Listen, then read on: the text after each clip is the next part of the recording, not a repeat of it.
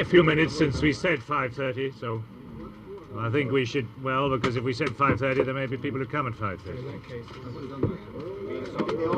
All right? If everyone's happy, we'll start. Gentlemen, as it's very crowded, could we ask you, each time you ask a question, to put your hand up and introduce yourself by name and newspaper? Thank you very much. May I... have we got a little... That's right, well done. The British mission. I am starting this off because I have chaired today's session. My name is Douglas Hurd. I'm the Minister of State at the Foreign Office representing Britain on this occasion, and I've taken the chair at today's session.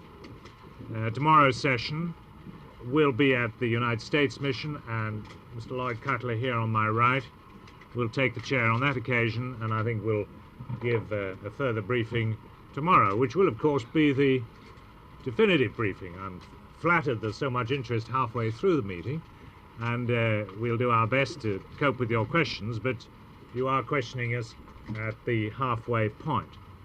If I could say at the beginning a word about how this meeting came about. This is the meeting of a number of countries which have had contacts together on this subject for some time now at official level, and we thought that the time had come to meet at a slightly higher level to compare our information and make progress if we can. I was asked yesterday on the BBC how many countries I thought would be here today, and I said I thought about 12, and when I looked around the table this afternoon and counted, it was 12. There's been no question of specific invitations to this meeting. It has evolved out of contacts which have been going on quietly for some time. You'll see from the list which you have that there are representatives from each continent, and each of us is in touch with a good many other governments. For example, the Netherlands ambassador here and I represent 2 European countries which will be going on Thursday and Friday this week to a meeting of European ministers of sport under the auspices of the Council of Europe. So there'll be another, I've just heard today, another 12 European ministers meeting on that towards the end of this week. Now, what have we done today? We began by reviewing the state of progress on the proposal for a boycott of the Moscow Olympics. And it became clear that there is a substantial likelihood, I use the words carefully, substantial likelihood of a boycott by United States athletes of the Olympics in Moscow. And Mr. Lloyd Cutler will answer any questions you have on that aspect. It also became clear that this may well be followed by a boycott by other major sporting countries. And this clearly will affect the quality of the competition in Moscow. If one looks, just to take one example out of several, at the question of swimming, what kind of swimming contest would be held if the Americans were not present? And we believe that there is likely to be a growing interest as this fact sinks in, which perhaps it hasn't up to now, a growing interest in the possibility of other high-level games. So then we went on to examine the principle of this. And there are certain points which should perhaps be made clear. We all accept that governments don't organize games. Games are organized, it varies a bit from country to country, but they're organized at the initiative of cities or sponsors, and they're organized also at the initiative of and through national and international sporting organizations. What governments can do is to suggest, make practical suggestions, and facilitate. And that's the aim of our meeting today. Part of it could be building on existing competitions, which are already in the sporting calendar, and they could be built on.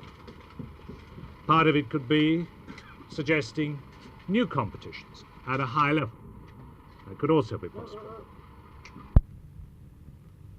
The result from the approach I've been describing should be open to everybody, whether or not they've competed in the Olympics or not. Now, these are very complicated issues.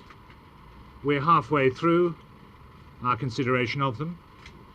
We certainly shall not be announcing detailed decisions, sport by sport, tomorrow, because I think it flows from what I've said that it's not governments which take decisions.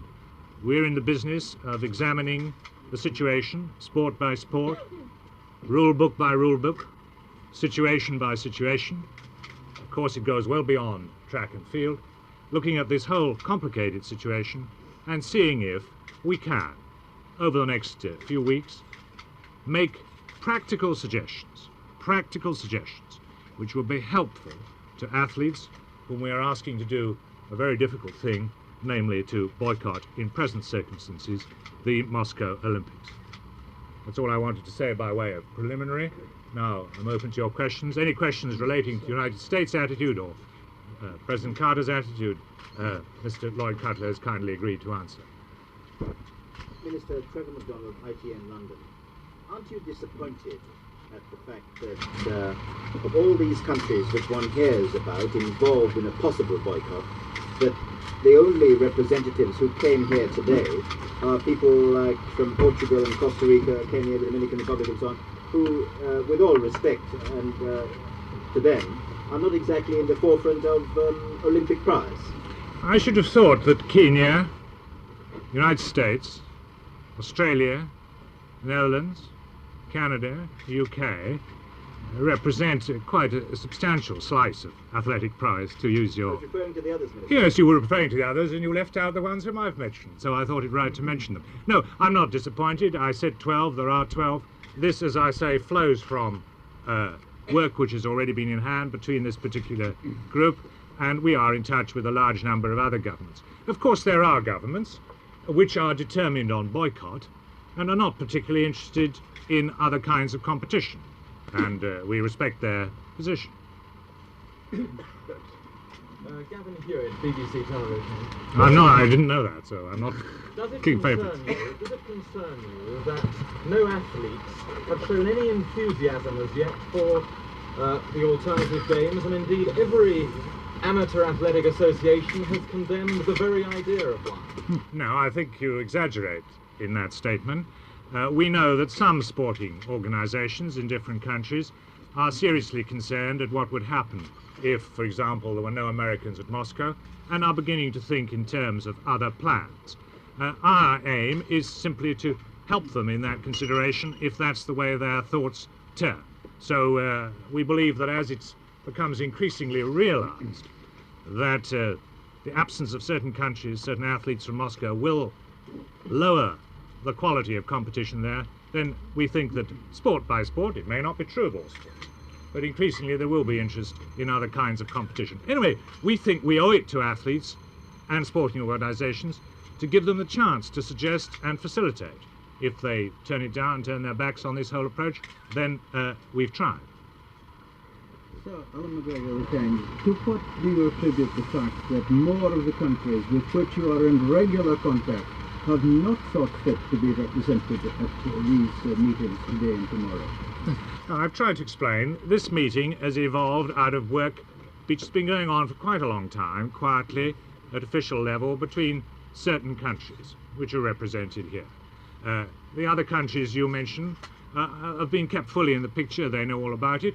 I imagine some countries which haven't yet formally decided whether they're going to boycott or not didn't want to be represented here officially, but we're keeping in close touch, and others around the table at this meeting are keeping in close touch with a wide range of other countries. Sir, Yes, sir. there is no way that the boycott could be withdrawn.